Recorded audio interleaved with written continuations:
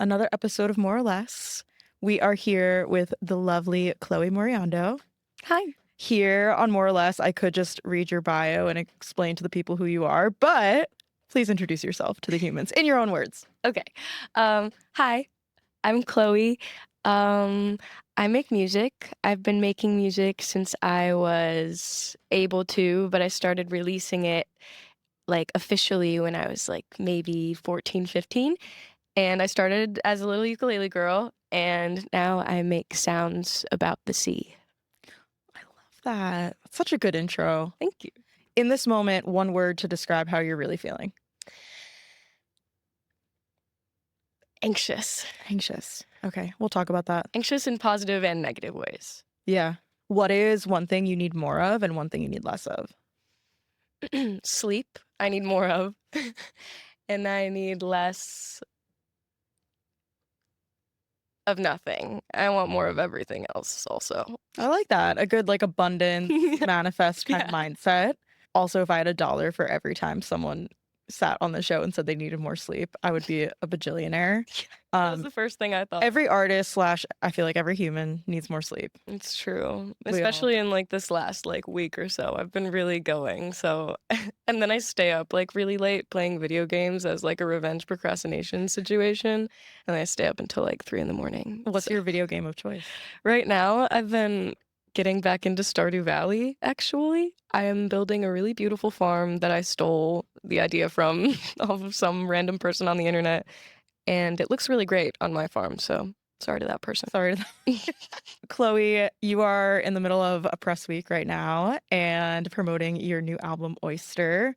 When you say that you're feeling anxious, does that attribute to just the current anxious feelings of releasing a project? Definitely, yeah. I think I've been waiting for this for like so long. It's been like 2 years in the making now, this album, more than 2 years in the making. And I said so much that I wanted to say, so much that I was nervous to say. I was a lot more vulnerable on this project than I've been in the past, and a lot more creatively involved as well. I feel like I was much more in control during this album than I've ever been. So it means a lot to me, and I'm really anxious in an excited way for people to hear it and like to finally be able to show people like what I've been waiting for this whole time. But also anxious for the lots of classic reasons that artists get anxious before releasing. Like I do worry that it won't do as well as I'd like it to, or that people won't connect with it in the same ways that I expect. But maybe that's something I'd like to have less of. Less of the negative anxiety, I think. But I think that comes naturally. And you mentioned you feel more in control with this project. When was the album actually done? Because I don't think everyone realizes, like, yes, the album comes out, but sometimes it's been done for like 6 months, a year, longer, just kind of sitting there waiting for the time for it to come out. When was the album done? I don't remember when we exactly got the masters. Do either of you back there remember when we got the masters? Summer. Okay, so last summer. So it's been waiting. It has been waiting, for sure. I mean, I wrote, like, the first track. Like, I knew Oyster was going to be the album title, like, from the moment the idea kind of bloomed. And I wrote Oyster beginning of 2023. Okay. Like, before I had even gone through, like, all the heartbreak that I write about in the album, gone through the new crushes and relationships, the reflections, the scrutinizing of myself, all of it. So it's been a long time coming, and there's a lot in this album. Yeah, and going back to that idea of control, how did it differ in comparison to previous projects? Did you feel more hands-on here, that you were able to make executive choices as opposed to maybe earlier in your career, not so much?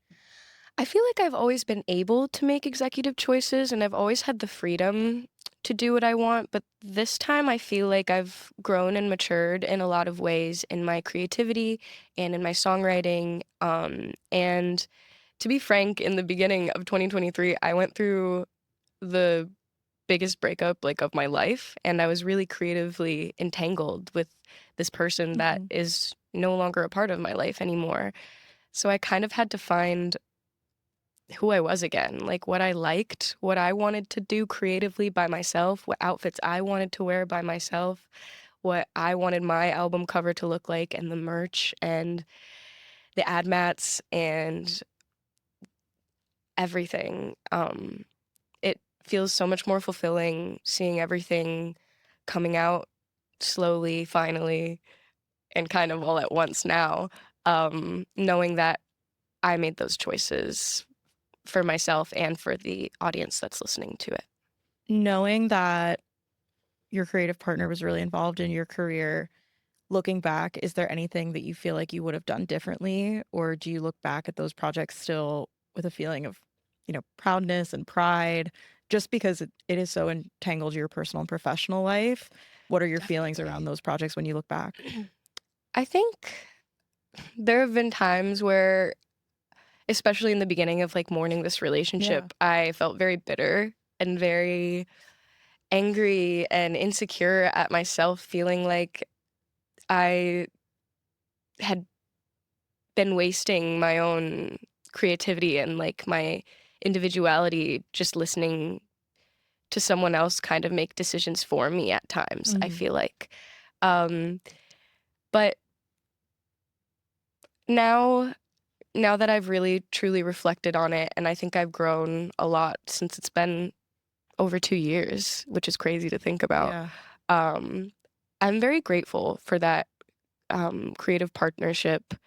And I do believe that everything that creatively came out of that relationship was true to me and true to our relationship and true to her as well. And I'm very grateful that we had that connection during the beginning of my career because it was really special to me. I don't think I felt 100% ready to trust new people with my art. I didn't like new people's art as much as my partner's. I felt very connected to her and her work, and I think that lives on in the work that I've made for it. And sometimes I still get a little bit bitter about it because I'm sure things would have been done a lot differently if it were just me making all the decisions. But I chose back then to make decisions with her, and I'm still very proud of what we made together. Yeah, I feel like it's totally normal to have those feelings of feeling jaded and Yeah, bitter, and it's just human to go through that process, for but sure. ultimately you created some pretty dope shit, and I Thank think you. it'd be worse if you were Yeah. like, "I never wanna talk about that again," or like, "I Yeah. just wanna bury my It head would in the suck. sand." Yeah. Yeah. I think it's not a super healthy way. It wouldn't be a super healthy way for me to deal with my feelings and to interact with my old work by just pushing it aside because it was a different part of my life. If I did that all the time, I wouldn't acknowledge any of my previous music. So Yeah. I try to keep in mind that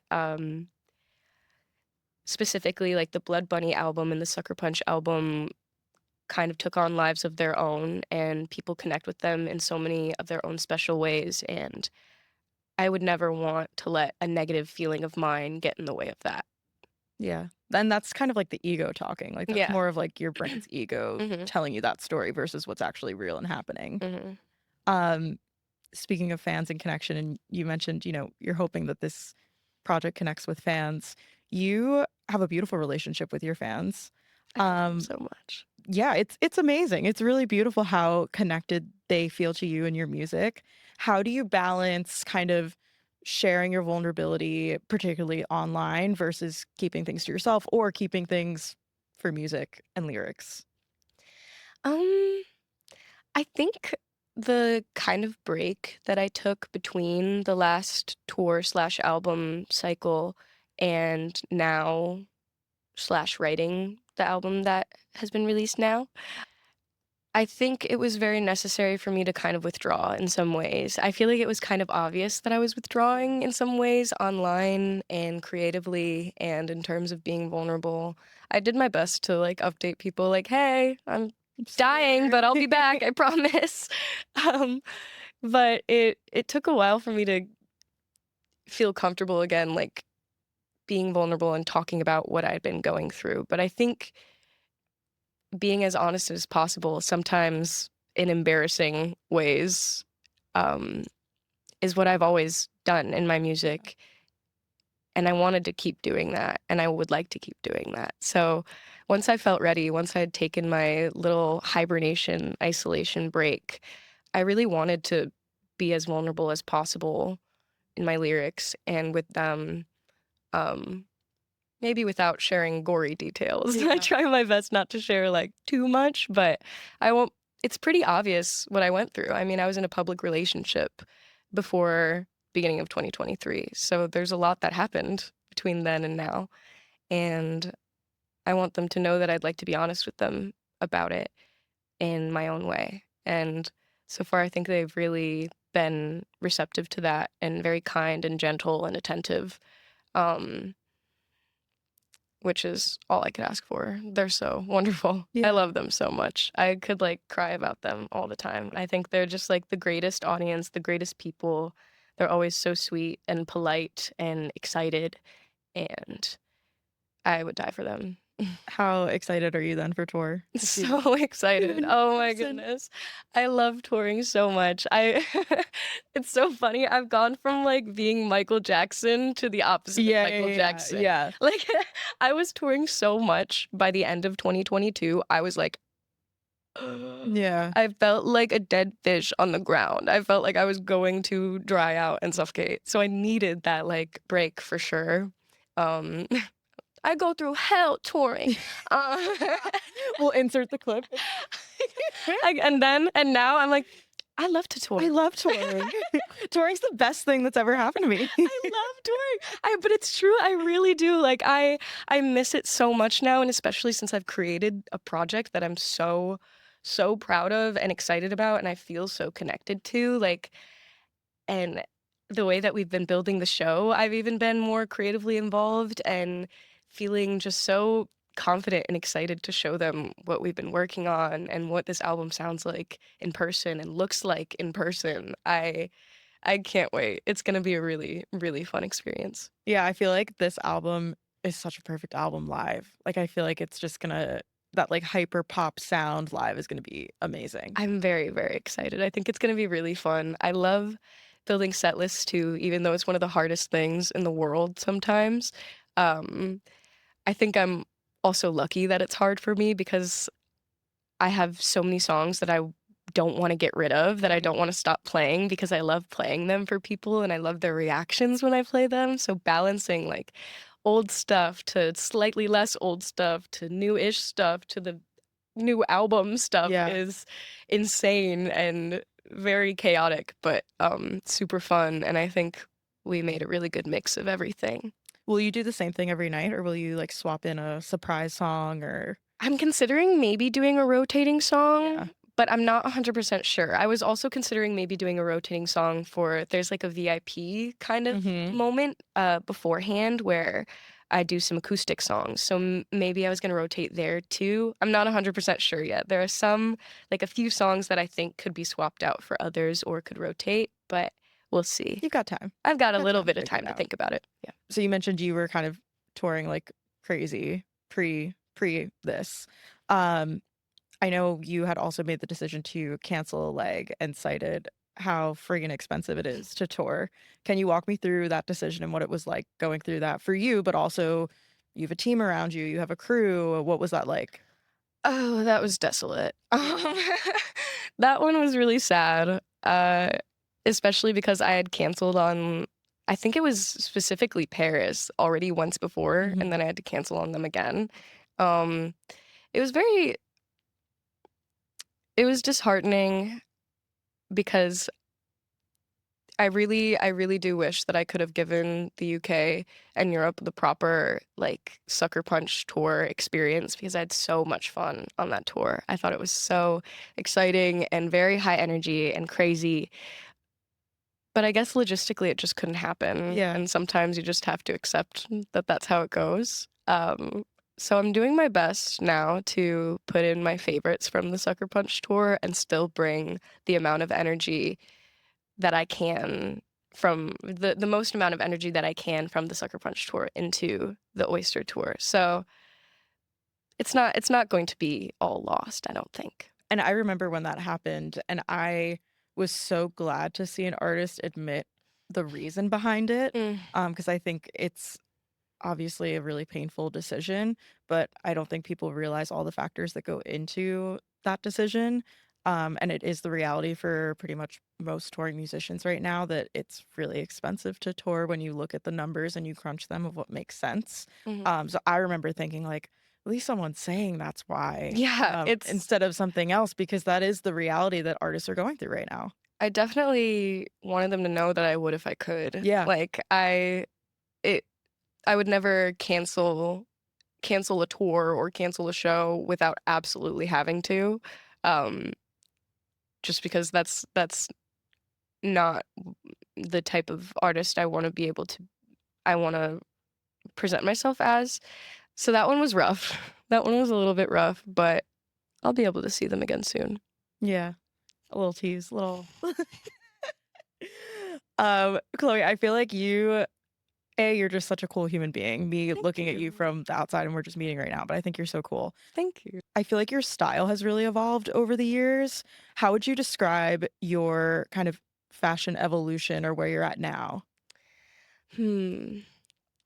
I think I'm still, like, in a kind of mid-evolution period in my fashion journey, but right now I'm really enjoying, like, coming up with outfits that I feel like sirens would wear if they became Mm, human, or mermaids if they had to blend in with individuals. Like, I like to wear, like, a bunch of, like, yes. little pearly things and sparkly things, especially, like, when I'm doing stuff for the album and when I'm, like, trying to get myself in the space for talking about the album.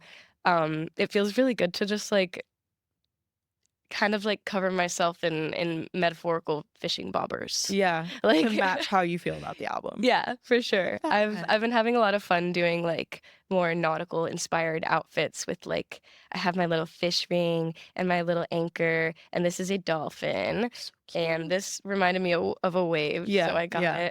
it. This just looks cool. I don't know, it's a weird little watch ring, a pearl, and some weird, uh, religious imagery ring that I thought looked weird and cool. It goes with it though. Like, I feel like a siren would pick all these up and be like, "I'm supposed to do this right Yeah. now." So is the tour fits gonna be same thing or They're gonna be nuts, they're gonna be so good. okay. I'm so excited for the tour outfits. I'm gonna be working with a stylist that I met, when we first started shooting any visual content for Oyster.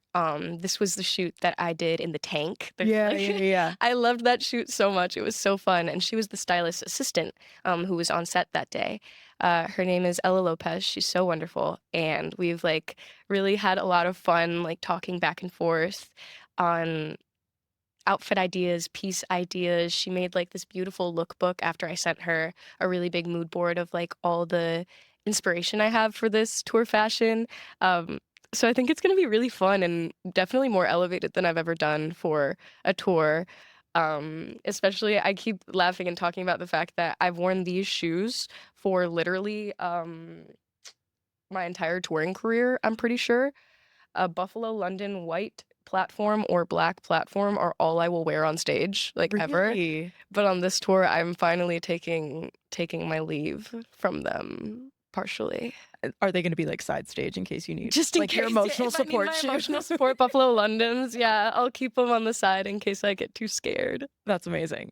Oh, I'm so excited for you. That's gonna be Thank you. awesome. I'm really excited. I think it's gonna be so fun. I definitely feel like Oyster is such a transformative project in comparison to your previous work. Like, I feel like it embodies a lot of self-discovery and, like, you can see that you're experimenting with new sounds. What has been kind of your not necessarily favorite track, but a track that you feel like best represents who you are now, especially if the album's been sitting there for 9 months? I'm gonna go with my immediate thought, which was Raw. Mm. Raw, I feel like, is very in the now. It's very reflective, and open and vulnerable, and I think it represents, like, the healing of an emotional wound or just the healing process in general and allowing yourself to be open and vulnerable through it, and I think that's a lot of what I'm experiencing lately, so I would say Raw. Yeah, you've always been super public, I feel like, about navigating anxiety and those feelings. Has there ever been any fear around sharing that? Or do you feel like that's just who you are putting your heart on your sleeve to the world? I don't think there ever has, which maybe means I have like less survival instincts than other people. I think it just goes back to being super candid and Yeah, knowing who you are. I've always considered myself kind of an open book. I'm not very good at hiding my feelings. I'm not very good at lying. I can't lie to anyone, whether in my life or like You don't have a poker like face. I can't do it.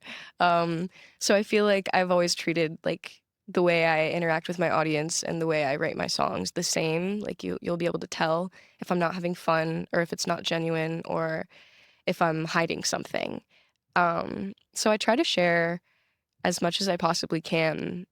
Um, and I like to try to put myself in their perspective also, like what they would like to hear from the past like 2 years, what questions they might have, what feelings they might want to know about. So I do my best to do that. What song do you think fans are going to connect with the most if you had a crystal ball, could predict? If I had a crystal ball, I hope it's not, but I feel like it might. It might be Siren Calling. Yeah. I hope it's not, but Siren Calling is very much about bad, or maybe Siren Calling or Use. Use and Siren Calling are both quite reflective songs about your own bad habits, your own flaws, your own kind of unhealthy cycles that you go through. Like Use is a lot about how often when you are going through like frivolous relationships or crushes or hookups with people, you're letting someone use you, but you're also using them in a way, which is a weird. Nobody talks about that. Yeah, it's strange. It's a strange thing to reflect on, but because I've been in a lot of situations where I felt super used afterward, but I realized that they also very much could as well. Right. Um, Ooh, you and have me now thinking back to like my early 20s. Oh my god, so many people. we're getting into it.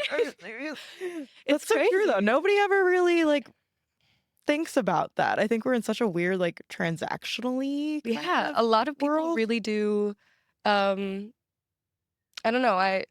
And I think I try to be as honest and accepting, but critical in that song as I can be. And then Siren Calling is more about kind of letting yourself just follow these infatuations, letting yourself get into relationships when you're not ready, like go hopping from relationship to relationship because you don't know how to be alone. So I think those two are unfortunately kind of common problems within people in general, feeling used, and unhealthy relationship cycles. Can I ask you a weird question about the track list? I love weird questions. Why Siren Calling for the closing track? I feel like Siren Calling lays the album down to rest in a really interesting way. Siren Calling actually recounts the first relationship I got into after all of the heartbreak that I write about previously in the album, which I think is a really interesting, like it reminds me of the end to a movie almost. Like all of that happened and now she's stepping into another one. What? A new chapter. Yeah. There's reflection on that and it sums up the album. Like I'm always wondering when I'll be done. Yeah. And so far, it hasn't been that yet.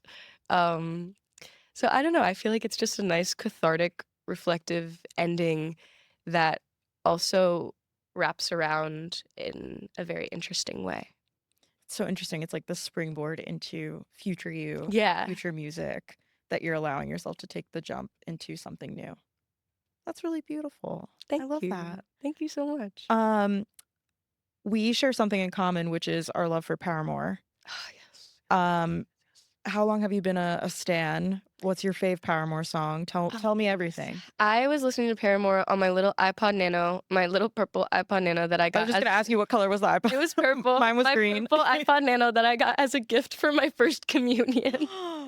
Oh my God. Thanks be to God. She got an Thanks be to iPod God. Nano. I was so excited. I was like, "No way!" And I was listening to a lot. I mean, I remember the first songs I was listening to were off of Riot. Yeah. Like, I was singing "That's What You Get" in the back seat, like acting like my family couldn't hear me, but like pretending like I was like really getting You're into having it. your Like, moment.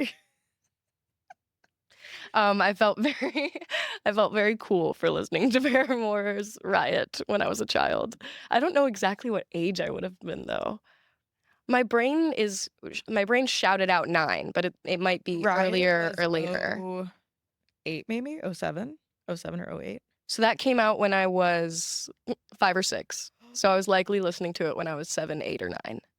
Oh, it's a classic. Classic album. Classic album. Love that album so much. I was very much a That's What You Get listener. Yeah. Mhm. I also feel like Haley Williams is such a icon. Just Her voice is just legendary. incredible. I was so inspired by her. Like, she's perfect. She's everything. Like, hearing her on Stay the Night on the radio, I was like,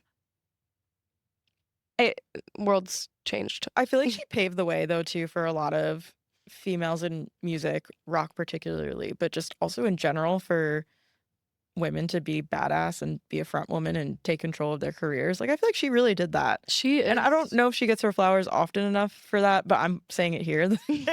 I feel like she has really changed the perception of women in music. I love for her the so better. much. Her confidence on stage, her care for her music and for the shows and for the fans, it's like so palpable. And as she's grown and made her own solo music and continued to tour, like it's just getting better. So good. Like she keeps looking better, she keeps sounding She better. doesn't age either. It's crazy. Like it's awesome. Petals for Armor. That was a great album, and I'm still sad we never got a tour for it because of COVID. Yeah. But one day, She did a couple on I don't remember when the last I watched Paramore and Block Party at Madison Square Garden. She did a couple solo songs there, which was very special. Yeah, I feel like that's gonna be now one of those things she just has to like slip a few into the set list. Yeah, and get a proper tour. I think she did Crystal Clear on that. I can't remember though. She did something beautiful. It was Crystal great, and I was Clear excited. Is on my. I'm also a yoga teacher. It's on my yoga teaching playlist. That's crazy. When That's we like sick. do the Okay, wait, lore. Okay, side hustles. And I'm hustle. also a yoga teacher. Last night I taught a dog friendly yoga class, and it was. I still feel like this barking in the back of my head even as we're that's so cute though. Here in New York, you can do anything, Chloe. You can do any dog yoga. I gotta. Yeah, you could do it all. I've been wanting to go to a cat cafe, and then I have to do dog yoga, and then goat yoga, and then I've done goat yoga. It looks intriguing to me. So what was interesting about goat yoga, why do I feel like, Remy, this is the third time I've talked about goat yoga on the show? Like, we've definitely talked about goat yoga before. I started it, I'm sorry. But the thing about goat yoga is you have this image of what you think it's going to be. And then I got there, it was outside. It was in the middle of COVID when you could be outside. So we were outside, like, without masks. Like, people were 6 feet apart. And we were on a farm with cows and goats. And the goats wanted nothing to do with us. Like, they were on one side of the field, and we were doing yoga on the other side of the field. And a part of me was like, I don't know why we paid for this, because aren't they supposed to like put the goats like on you on or top something? of you? Yeah, but instead, like, it was just the cows like next to us, like ginormous, just grazing next to us, which was also sick. cool. That's sick. But I it would was like to do yoga with advertised cows. as goat yoga. Dang, you got ripped off on your goat yoga I experience. know, expensive. They You got to lead your own. Now that I'm a teacher, yeah, I could lead my own goat yoga. Yeah. But Cat Cafe is cool. I think there's like 2 or 3 in the city. I need to go. I went to a bookstore yesterday that had a little resident cat, and she was so tiny. She was sitting on top of the merchandise, and I didn't even want her to move or anything. I just pet her A cafe cat body. It was really cute. I know there's like bodega cats, but I just love to see a resident cat in any little storefront. But cat cafes are interesting though, because some places you have to like make an appointment. Like, you can't just walk in. That's true. I'll have to do my research beforehand, because like usually I feel like the chill places you just like walk in, like register yourself or whatever and give them a donation and like go in. Yeah, there was one time that my partner and I tried to go, and it was like TSA, like trying to get in, Literally. and they were, Honestly, that makes sense though. They're probably trying to make sure their cats don't like, yeah. you So we know. were like, we'll just do this another time. It was too much. Like, I think I did that too one time. I'm pretty sure I literally tried to go to a cat cafe and we're like, this is too much. it's too much. It's like the idea is good, execution not there. Gotta plan in advance. You gotta be in the do headspace your for it. research and plan in advance for the cat cafe. And For I sure. think that's what it was. It was like we were like, oh, this is a cute activity. Like we're in the area, but then it just seemed like a whole ordeal once we got there. It was like, we'll do this, save it for a different time. We'll shelf it. See you later, guys. Yeah, we'll totally shelf it. Um, I want to talk about one of my favorite lyrics on the album, which is from Sinking. Moving forward isn't as bad as it seems. Thank you. I like that lyric a lot too. Do you feel like when you're writing, are you more of a person that like, do you journal? Do you just have like sticky notes around your house with different phrases or sayings? Like, how does it come out of you and onto paper? I think lyrics come from me in many different ways. I think a lot of the time, the majority is either I'm walking around my house, vacuuming, doing cat litter, or driving or something, and As one I'm does. just humming and something comes to me, or like a phrase comes to me. Um, or like I say something out loud, like to myself, like talking to myself, walking around. I'm like, wait, that could be a lyric, low key. Or like Yeah, I yeah, text yeah. something to my friend that's like particularly harrowing, and I'm like, wait, write that down, write that down. So there's that where I'll either write it down or do a voice memo if there's like a phrase or like a melody, like a little bit of something that I'd like to build into something else. Or it will be a situation like how I often did with Oyster, where we schedule a trip, or it is a trip usually. We went to LA and London for this one, where I get to like be in a completely different space where I'm only focusing on music, and I'll go into a studio and just pick a vibe for the day. I'll be like, I've been listening to this song lately and I just want to like write something to it and see what comes out of me. And that day for Sinking, I went into the studio. It was Tom's home studio, and I had just met him that day. And I kind of opened up to him about how I went through my breakup. I'd been writing about it a lot. I was feeling really reflective, but that day I was feeling kind of melancholic, but like optimistic at the same time, almost. Which I don't really know how to describe that feeling, but it was weird. And he actually had gone through something similar, personally. So he was like, I have this beat if you'd like to write something on it. I feel like that kind of matches what we're feeling right now. And I wrote that verse that I really liked. I really enjoyed like placing those notes around on top of what he had already created. And he actually wrote the chorus, which was crazy. I don't think I've ever fully let someone else just write a chorus for me. Wow. Maybe I may have let Steph Jones write a chorus for me once. She's probably the only other one I would. But he was like, I had this chorus idea about like this kind of feeling if you want to hear it, and he like laid it down on just like a scratch vocal, and his voice sounded awesome. I really liked it. So maybe one day we'll have a version where Yeah, he's singing the chorus the too. demo version. Yeah, the demo version would be cool for people to hear, but I really liked it. I was like, can I have that? Can I just do that? He was like, yeah. So that was a really nice kind of healing session for both of us, I think. At And least that I was hope. the first day you had met him? Yeah. What's it like to just kind of have trust in someone you just met? It's a lot of trust in a lot of people. I think my A&R and my team will make sure I'm okay with the people that Totally. I'm being set up with, kind of, in a way. But also I don't think I've ever really had to like I'm very lucky that I've been placed with people who are very good people and caring and talented and usually pretty laid back. I'm lucky enough that my team knows the type of person that I am, the way that I communicate, the way that I like to write. Um, and it's not 100% super professional all the time. Yeah, yeah. I didn't learn how to songwrite professionally, and I didn't learn how to write professionally either. So, um, I think with that in mind, I get placed with really cool people, and more often than not, I make a new connection with someone that I really like talking to and working with. It's a lucky thing. I feel like those are scenarios where you can't exactly be guarded Mm. because you're there to kind of spill. I'm there to do it. Yeah, Yeah. And every time, like, they know that. right. Like, they're used to working with people who are spilling, and they're also used to working with people who aren't ready to yet as well. So I kind of just go into it with an open mind and try to remember that even if they want to judge me for how I'm working or communicating or writing, like, doesn't really matter that much because it's my music. Yeah. And if they don't want to work on it or don't like it, then they don't have to. And that's it.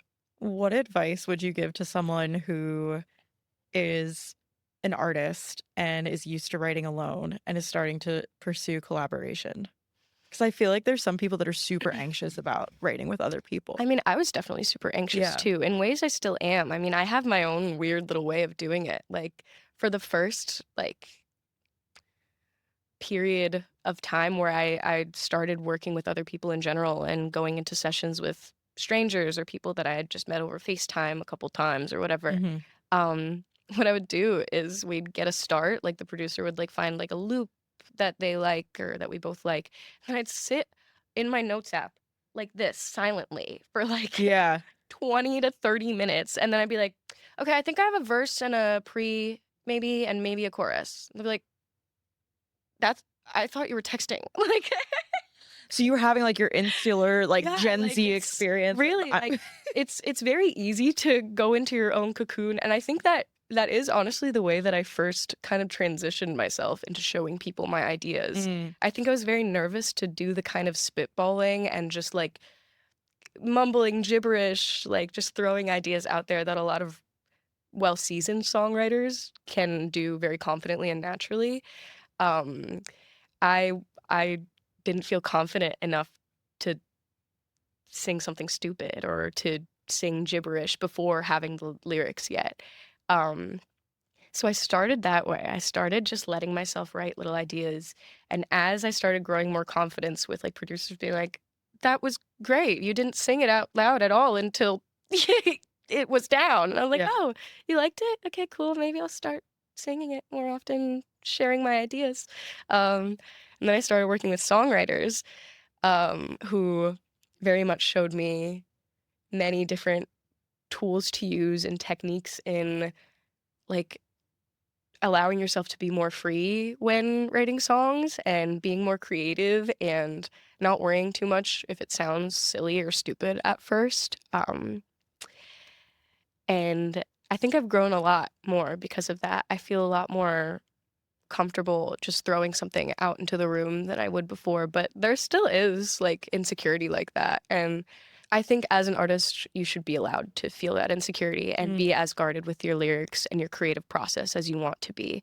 But I think it is very valuable and important to open yourself up to other people's ideas and collaborations if you trust them and want to make something with them, because more often than not, it's probably going to be something good. I never thought I would want other people, other songwriters in a room with me when I'm writing my songs. I've always done it like by myself. Um, but I've met so many really talented people who are like not trying to put words in my mouth, but actually just trying to help me come up with the words I want to say. Um, it's been very eye-opening and cool. yeah, there's got to be a beauty in being open to that experience because you could say, my way or no way. I'm a solo writer. It's me and my project, me and my music. But when you open yourself up to other people, but also give yourself permission to say the gibberish and say the weird Mhm. thing, there's a confidence there, and it could open you up to beautiful, amazing songs. So much more than I ever could have done Yeah. by myself. I really like having multiple voices in my music, multiple hands on my music. I think music is a very collaborative thing naturally. It creates so much community and joy, and I love that I worked with a bunch of different writers, a bunch of different producers. There are multiple mixing and mastering engineers on this album who all worked to make this cohesive and beautiful together. And I don't take that for granted. And I don't think I would ever like trade that in for only having worked with myself and or other person. Like that's just not the way I want to work, I don't think. Chloe, as we're nearing the end of our little chit chat, I want to talk to you about specifically mental health in the music industry. If you can wave a magic wand, again, coming back to this crystal ball idea, waving the Disney Channel magic wand, what would you change about how the music industry approaches mental health, artist well-being, etc.? Which is kind of a loaded question. That is a loaded question. Now I'm like, oh, there's a lot that I could change. Especially because you've been at this for a few years now, multiple projects out. What's something that either maybe you've seen a positive improvement over the years or something that you're still like, oh, if we could just do more of this? I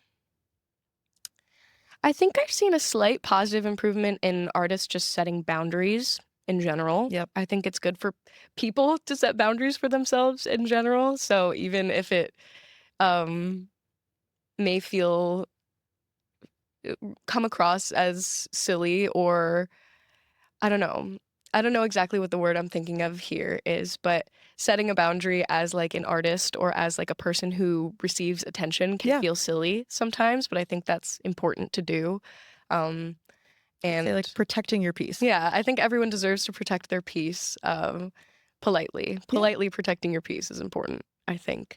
So I've seen an upward trend in that for sure. Like you said, every human deserves boundaries and should be allowed that to shouldn't set them. change no matter what your based on your career job. is At all. Like, totally. No matter what the individual is, I think everyone should just be able to say yes or no to a conversation or a picture or whatever the case may be. So I'm glad that I'm seeing more of that. Yeah, I think it comes back to this idea of like, we're not necessarily entitled to access to another human being, right? In any situation. And just because there's social media or like you feel connected to someone through your phone, doesn't necessarily mean that you need to know every single thing about them or, it's just, and it shouldn't matter if you're a public figure or not. So I'm glad you said that because I think we are seeing movement towards that. We're seeing some it's kind of like both ways. Like some people are getting way more parasocial and like way more weird. Yeah. But some people I think there's also like another upward trend of people being like, hey, stop being weird. Can we just be normal with other humans? Yeah. Can you just like my and we can call it a day and be friends? Yeah, and like other like fans and audience members too, just being like, hey, let's be respectful of the artist that we both like or whatever. Like it's very, I think personally, it's very easy to be polite in either setting boundaries or correcting others in overstepping them. Yep. And I think most of the time it's all coming from a place of love. It always is. Yeah. That's the thing. It's hard to navigate an issue like that when you know it's just because there's so much care involved. But it gets to some people very quickly, and some people, like, I can't imagine what it would be like being like a Chapel Roan right now. Like, I feel like every reaction she's ever had to anything is likely justified. So yeah, I'm glad I'm seeing more people at least kind of correcting each other and being polite while also being excited and engaging with the people that they love. Because I think that's like what's so awesome and important about social media and about being a musician or an artist is like you get to connect with people. Yeah. But you get to connect with them on your terms as well. 100%. Keyword RESPCT, Franklin. Find out what it means to me. Yeah. to you literally. The question we always close on, Chloe, is what is one thing you've done today or this week to take care of your well-being, your mental health? A little bit of a accountability check-in of how you're doing. Thank you. I appreciate that. I went shopping yesterday. Yeah? What'd you get? I thrifted a really cute outfit for an event I'm gonna do tomorrow, and I got a Sandy Lang shirt that has a little blue shiny star in the middle and rhinestones that I really like, and I think it matches the Oyster vibe so nice. And I also got these blue metallic cowboy boots that have stars on them, and the heel looks like it's like a little kitten heel that looks like a wave. No way. It's nuts. It's nuts. I can't They knew believe you were I coming. found them both in like the same, I think it was Beacon's Closet. I think I found them both at Beacon's Closet. Usually a win there. I'm so glad I got a win. I was scared I wouldn't get a win. I was like grumbling going That's through the crazy. racks. They knew I was you were coming. I tried on like 3 things. I did not like how they looked at all. I was like, this sucks. My friends are all gonna get things that they like, and I'm not. And then I see the Sandy Lang shirt, and then we're about to check out, and then I see the boots, and everything's beautiful and normal. I'm obsessed. That's perfect. Shopping is self-care for me That personally. is self-care. Absolutely. Especially when you find like something really good. Yeah, it was exciting. I love it. I love that. All right, y'all. Oyster is out now. Go stream, go support our girl Chloe, and tour is happening April and May, right? Yes. Go see Chloe. Thanks everyone for tuning in. It's more or less. Yeah.